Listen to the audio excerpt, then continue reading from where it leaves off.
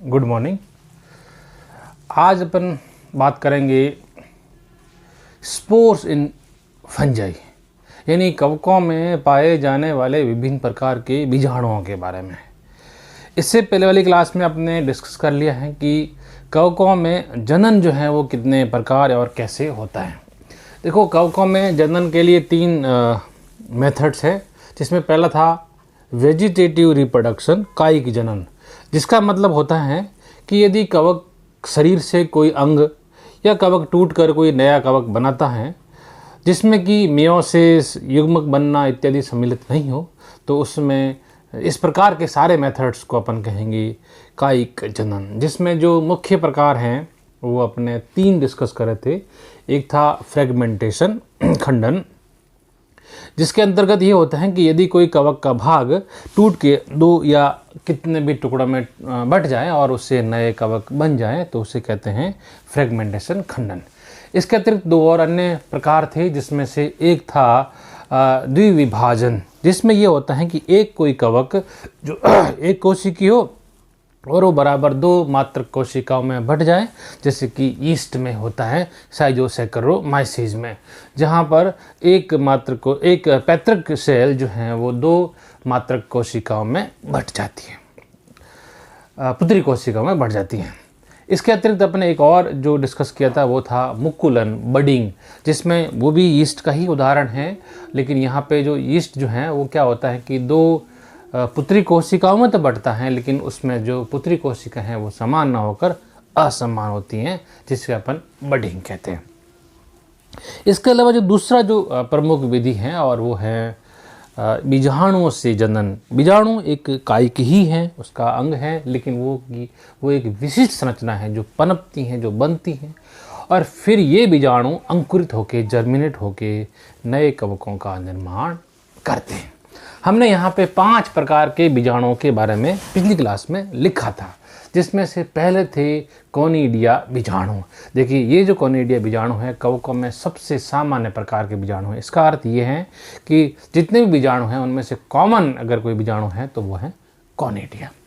Conidia जो है वो एसेक्सुअल स्पोर है, माइटोसिस से बनते हैं तो माइटोस्पोर है, और इस शरीर के बाहर बनते हैं, अतः इन्हें कहा गया था कि ये बहिर्जात यानी एक्सोजीनस स्पोर्स हैं।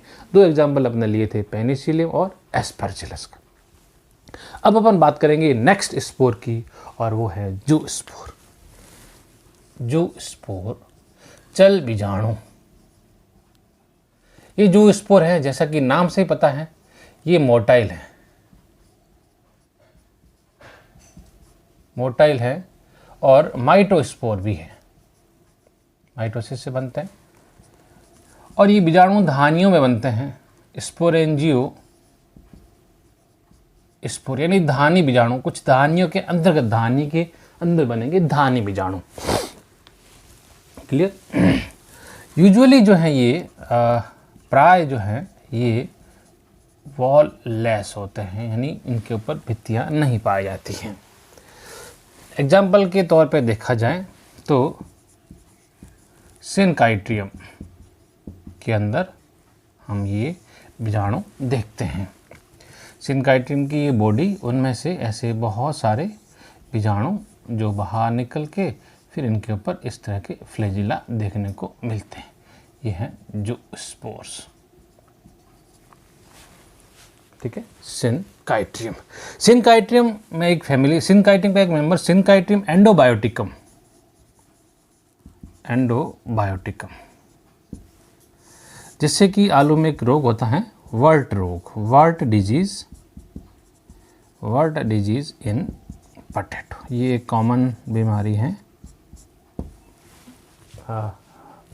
आलू की, wart disease, synchytrium, which is caused by synchytrium endobiotic. तो एक एग्जाम्पल तो अपने जूस्पोर का ये लिखा, एक एग्जाम्पल और लिखते हैं, और वो है सेप्रोलेजिना। सेप्रोलेजिना एक इम्पोर्टेंट कवक है, और ये एक्वेटिक कवक है। ये देखो, ये भी इम्पोर्टेंट पॉइंट है, एक्वेटिक या फिर वाटर मोल्ड है ये,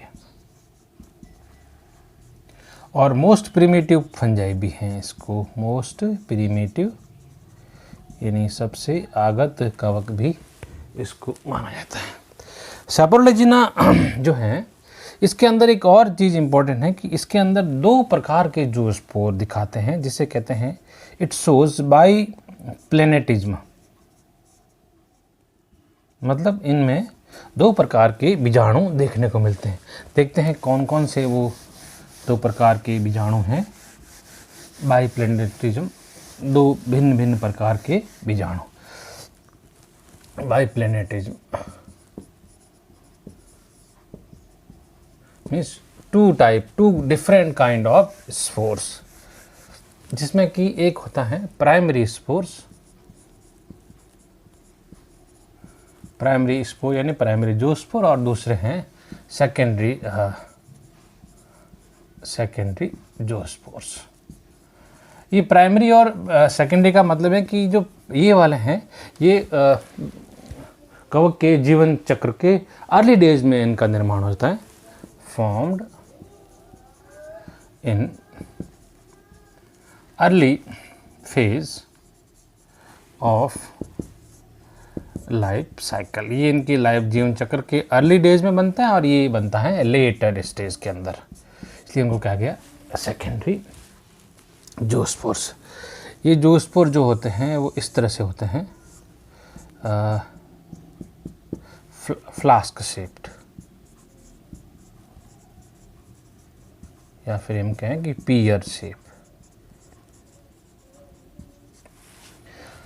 और जो लेटर स्टेज वाले होते हैं ये होते हैं किडनी शेप,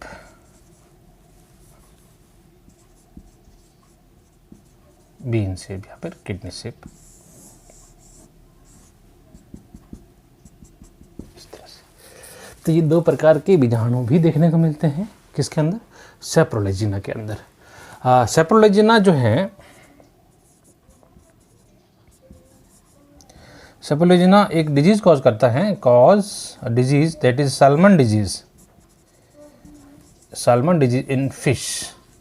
जो फिश के अंदर एक रोग होता है उसका नाम है साल्मन रोग, जिसमें उसके टिश्यूज जो है वो रॉटन सड़ जाते हैं। तो ये थी दूसरे प्रकार के बीजाणु, जिसे अपन कह रहे हैं चल बीजाणु। अगले बीजाणु लेते हैं अचल बीजाणु, एप्लेनोस्पोर। अचल बीजाणु, अचल बीजाणु। ये जो बीजाणु है, नाम से ही है कि ये मोटाइल है, और ये भी स्पोरेंजियो बीजाणु है, बीजाणु धानी के अंदर बनते हैं, माइटोस्पोर हैं। एग्जाम्पल अगर देखा जाए तो राइजोपस के अंदर देखता है इसको, राइजोपस की जो बॉडी होती है कुछ इस तरह से होती हैं।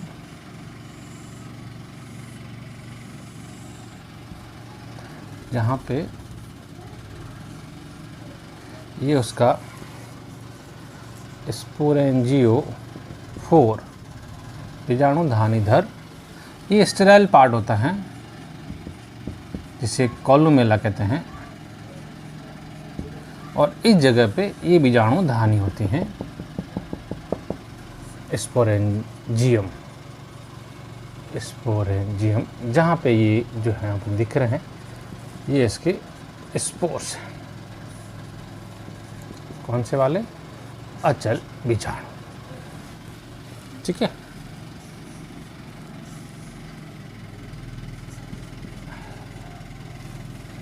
तो ये हैं अचल बीजाणु, जैसे कि राइजोपस, म्यूकर, इन सब में ये देखने को मिलते हैं। म्यूकर में भी इस प्रकार के बीजाणु बनते हैं। ये अचल हैं, नॉन मोटाइल हैं, विंड से कैरी करते हैं, और ये बीजाणु धानी के अंदर बनते हैं। तो डेफिनेटली कैसे होंगे, ये एंडोजिनस ही होंगे, अंतर्जात होंगे, यानी शरीर के अंदर बन रहे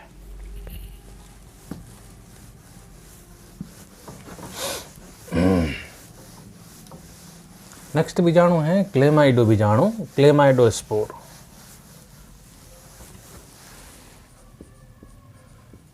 क्लेमाइडो बीजाणु, ये बीजाणु जो है यूजुअली अनफेवरेबल कंडीशन में बनते हैं।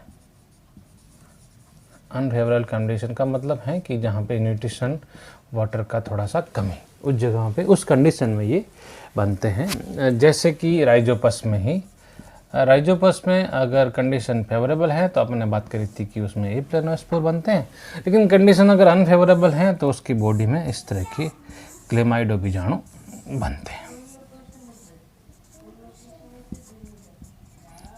क्लेमाइडो स्पोर्स, क्लेमाइडो बीजाणु बनते हैं। क्लियर? एक और बीजाणु जिसके बारे में अपन बात कर लेते हैं और वो हैं ओइडिया बीजाणु। ओइडिया बीजाणु जो होते हैं स्पोर्स, वो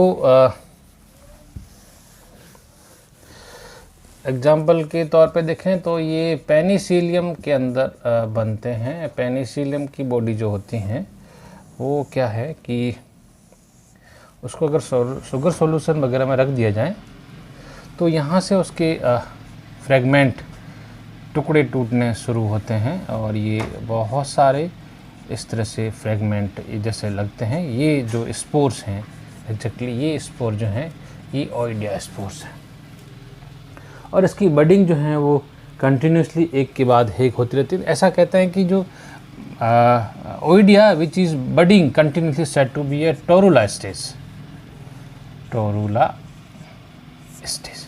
और ये जो हैं बनते तब है when penicillium put in a sugar solution, sugar solution या फिर फेवरेबल कंडीशन में जब इसको रख दिया जाए तब ये ओइडिया स्पोर्स बनते हैं। ठीक है, तो ये कुछ स्पोर्स थे कवकों के अंदर कि कवकों में किस किस प्रकार के स्पोर्स बनते हैं। तो अपने कौन कौन से स्पोर की बात कर ली हैं। सबसे इम्पोर्टेंट थे कोनिडिया, अचल बीजाणु यानी एप्लेनोस्पोर, चल बीजाणु यानी जूस्पोर और oidia spores and chlamydospores. Clear? Thank you.